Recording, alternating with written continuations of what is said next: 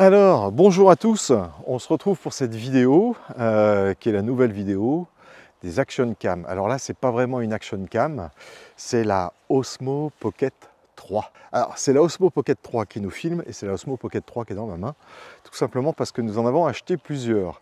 Alors, nous allons nous retrouver sur cette petite table, là, vous voyez, la petite table qui est juste derrière moi. Non, je déconne parce que là, on ne va pas s'y retrouver. Il fait 3 degrés, donc on ne va pas se retrouver sur cette petite table. Étant donné que cette fois-ci, nous avons enfin trouvé, et bien tout simplement la caméra qui va remplacer sans doute nos smartphones. Alors, pas nos Action Cam Osako, tout simplement parce que ça s'y prête pas vraiment, vous voyez, vu le format, c'est quand même pas vraiment prévu pour être la tête à l'envers et puis surtout filmer des plans très près.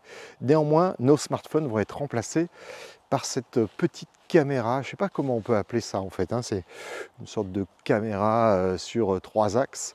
On va en discuter un tout petit peu après le jingle, parce que comme je vous l'ai dit, il fait un petit peu froid. Allez, on se retrouve donc juste après le jingle, très court le jingle.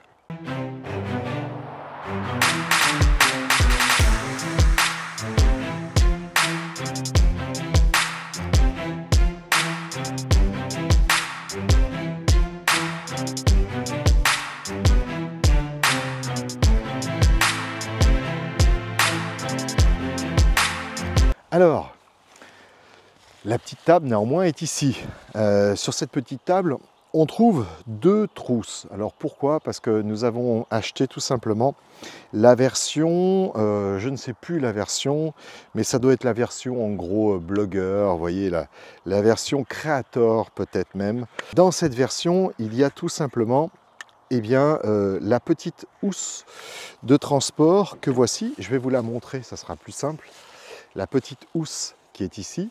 Dans cette petite housse, on trouve, on va dire, sa protection rigide. Vous voyez, ça c'est une protection assez rigide, ce qui va tout de suite me permettre d'entamer le premier petit côté négatif que je trouve à cette version-là, donc qui bundleise tout un tas d'accessoires, c'est que c'est beaucoup trop petit. Quand on met l'Osmo Pocket 3 à l'intérieur, qu'on rentre tout ça dans la pochette, et bien franchement, on a terriblement du mal à la fermer, si bien qu'on se dit c'est soit la pochette qui va y passer avec sa fermeture éclair qui va casser, soit au contraire, on va trop comprimer le reste qui est à l'intérieur et ça va finir par péter. Donc ça, c'est vraiment le petit côté négatif, mais j'allais presque dire, c'est le seul côté négatif, parce que franchement, à côté de cela, cette Osmo Compact 3 est topissime. Alors vous avez dû la voir déjà dans au moins 1 ou 2 vidéos où on a commencé un petit peu à travailler avec. Bon, on a juste commencé, très clairement, on n'est pas encore totalement au point avec. Là, vous voyez, vous avez le tracking qui est en place. Alors le tracking fonctionne super bien. Vous voyez, je me déplace, le tracking me suit, donc je crois que c'est la V6 de ce tracking. Ça, c'est vraiment top. Par contre, on l'a essayé dans 1 ou 2 vidéos où on avait mis le tracking à gauche et à droite. Mais en réalité, je pense qu'il ne fallait pas avoir le mal de mer, ou en tout cas être sensible au mal de mer, parce que dès qu'on bougeait un tout petit peu, hop, ça se baladait à droite et à gauche. Là, vous voyez, je vois la caméra qui fait gauche-droite. Bon, donc je pense que au moins pour celle de droite et de gauche, on va les mettre en fixe, comme avant finalement, sauf qu'on a une qualité qui est bien meilleure, parce que la qualité là, de la Osmo Compact 3 est nettement meilleure que nos smartphones qu'on avait jusqu'alors. Donc voilà, ça sera en fixe, mais avec une qualité bien meilleure. En revanche, celle qui sera face à nous, donc peut-être celle-ci, en tout cas une des 3, eh bien, elle va suivre évidemment les déplacements que nous aurons devant, parce que c'est quand même très sympa d'avoir une caméra qui vous suit. Ça donne en tout cas un petit peu l'impression d'avoir quelqu'un qui joue le caméraman. Donc bon, c'est plutôt sympathique. Alors, dans les trucs sympas, bon bah voilà, c'est déjà la caméra sur 3 axes que vous pouvez voir ici. Au niveau de l'allumage, bah, c'est très simple, hop, on tourne l'écran et eh bien voilà, clac, ça s'est allumé. Alors là, elle s'est mise comme elle l'était lors de la dernière utilisation. Vous pouvez paramétrer tout cela pour qu'elle se mette soit en mode selfie, c'est-à-dire face à vous, soit en mode caméra classique face à vous, et elle s'en souviendra, donc voilà, fantastique. Vous avez là la possibilité de filmer au format horizontal. Vous souhaitez filmer au format vertical, hop, vous relevez ici, vous faites continuer pour pas qu'elle s'éteigne et c'est parti, elle continue à vous filmer en mode vertical. Donc là, pour tous ceux qui font beaucoup de TikTok ou en tout cas du format short, du format vertical, c'est quand même assez sympathique.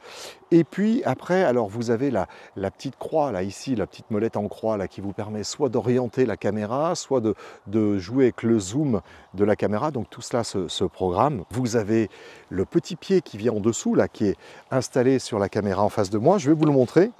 Alors le petit pied vous permet en fait d'avoir le quart de pouce là, vous voyez, juste ici. Bref, vous mettez ça comme ça en dessous, clac, et c'est fixé. Et donc de ce fait, vous allez pouvoir la mettre sur un pied comme c'est ici. Et puis au-delà de ce petit support qui vous permet de le fixer sur un pied, vous allez pouvoir adjoindre à cela, je vais la trouver, hop, normalement, hop, vous allez pouvoir y loger juste en dessous, encore une fois, à la place en fait de ce qu'il y a ici, clac. Donc là vous le retirez comme ceci, vous allez pouvoir juste en dessous y mettre plutôt la batterie supplémentaire qui néanmoins a la petite fixation quart de pouce juste là. Donc là vous avez le meilleur des deux, vous avez la possibilité de fixer ça sur un pied, vous avez la batterie qui vous augmente tout simplement l'autonomie, et puis vous avez une meilleure prise en main. Donc ça c'est pas mal. Nous sur les prochains reportages que nous allons faire, nous allons pouvoir justement avoir une très bonne prise en main, avoir une grosse autonomie, d'autant plus qu'on en a 3. Donc au total on pourra avoir un module comme ça en plus et pouvoir le charger pour remplacer l'un des deux qui viendrait être vide. Et puis après on en achètera peut-être un autre pour en avoir 2, comme ça on aura un module par caméra, parce qu'on est toujours à 2 caméras lors de nos reportages. Donc ça c'est plutôt cool.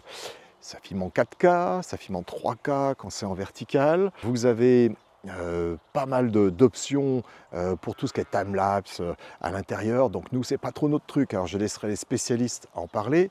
En revanche, pour ce qui est de l'usage qu'on a en studio, bon bah voilà, là c'est top. Vous avez une caméra qui est très forte en basse luminosité. Alors nous on a pas mal de projecteurs, mais malgré tout, vu que les caméras sont un peu loin, eh bien les smartphones avaient un peu du mal à capter très bien la luminosité. Là je vais vous faire un test. On va aller au même endroit qu'on l'a fait pour les GoPro Hero 12 Black, où la GoPro avait pas mal de difficultés à filmer dans l'obscurité. Là vous allez voir que celle-ci, on est à peu près à la même heure, hein. Donc là on est beaucoup plus tard dans la saison. On est fin novembre, donc ce qui explique qu'il fait très froid, mais en termes de luminosité, on n'est pas loin d'être pareil. Donc vous allez voir qu'elle s'en sort normalement beaucoup mieux. Et puis tout ce qui est stabilisation, elle est plutôt balèze également. Elle a un maintien de l'horizon, j'allais dire, bon bah vous voyez, c'est un petit peu naturel chez DJI, parce que tout simplement, ça ressemble un petit peu quand même à ce qu'on peut avoir sur leurs drones. Alors les drones, ils sont un peu champions du monde en termes de stabilisation. Bon bah là, vous voyez, forcément, le maintien de l'horizon se fait très facilement. Néanmoins, on va faire une petite course ensemble. Et puis alors, une petite course, ça me fait penser que le son qui est capté actuellement, c'est par le petit micro qui est ici. Et ça aussi, c'est un énorme point fort, un énorme point positif sur ces Osmo Compact, c'est qu'il n'y a pas besoin de récepteur. Le récepteur, c'est l'Action Cam. L'Action Cam, eh bien, intègre le récepteur Bluetooth, et ça, ça nous fait un accessoire de moins à emporter quand on va faire des petits reportages. Donc là, franchement, c'est le petit plus qui nous a décidé, hormis le fait du tracking qui était très bon, le fait de l'autonomie qui est là aussi excellente. On peut mettre des cartes mémoire de 1 Tera, donc là pareil, une grande possibilité de faire des reportages très longs avant même de vider la carte mémoire. Le micro qui vient se relier directement à la caméra, et vous avez même le micro, je dis le micro, mais c'est même 2 micros que vous pouvez relier par caméra. Donc quand vous en avez 2, ça fait 4 micros qui peuvent se relier.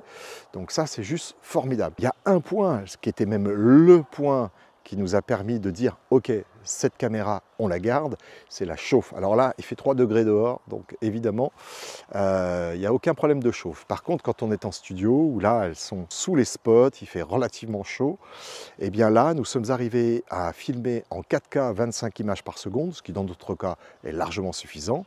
Je parle évidemment au niveau du nombre d'images par seconde. Et bien on est arrivé à aller jusqu'à l'heure de tournage sans qu'elle s'arrête. Donc là, c'est juste formidable. Pour terminer cette vidéo, je vais aller courir juste derrière, là, vous voyez. Si la caméra veut bien me suivre, et elle veut bien me suivre, je vais aller courir juste derrière. avec celle-ci. Et puis on va faire tout simplement, on va tester la stabilisation en courant, et puis après on va tester la stabilisation en la tournant dans tous les sens. Bon, dans tous les sens, il y a un moment donné, il y a rupture, hein, quand même. Il y a un moment donné, hop, ça va décrocher. C'est pas fait non plus pour faire des loopings, mais néanmoins, voilà, ça donne une assez bonne impression de la qualité de la stabilisation. Allez, c'est parti. Vous allez me voir partir dans l'autre sens. Donc j'enclenche la vidéo sur celle-là. Hop, c'est parti. Vous voyez, ça tourne et on y va. Alors là, je cours hein, et je peux vous assurer que le terrain, il n'est pas plat du tout. Et on va voir ce que ça donne en termes de stabilisation. J'espère pas me casser la gueule. Voilà, c'est bon, nous sommes arrivés au bout. Alors maintenant, on va aller retrouver la première caméra. Et depuis cette première caméra, on va tester le maintien de l'horizon. Alors la caméra là-bas, je la vois, je ne suis pas certain qu'elle arrive à me filmer. Si elle me filme, ça va être à travers les arbres qui sont juste devant moi. Je ne suis pas certain non plus que le tracking m'est réellement gardé. Allez, on va voir si le tracking me récupère. Normalement, il devrait plus ou moins me récupérer. Faites voir. Non, il m'a perdu. Alors on va tricher un peu. On va double-cliquer sur tout simplement ma trombine. Ça y est, il a récupéré le tracking. Alors cette fois-ci, on court avec le maintien de l'horizon. Allez, c'est parti, on court. Alors, un coup à droite, un coup à gauche, un coup à droite, un coup à gauche. Ah, je peux vous dire que c'est super stable, c'est assez impressionnant. Et voilà, et on s'arrête là. Nous sommes debout. Je vais tourner la caméra normalement. Clac. Voilà. Donc elle m'a, voilà, c'est bon. Elle m'a activé le tracking, le fast track, pour parler avec le jargon de la caméra. Donc ça marche parfaitement bien.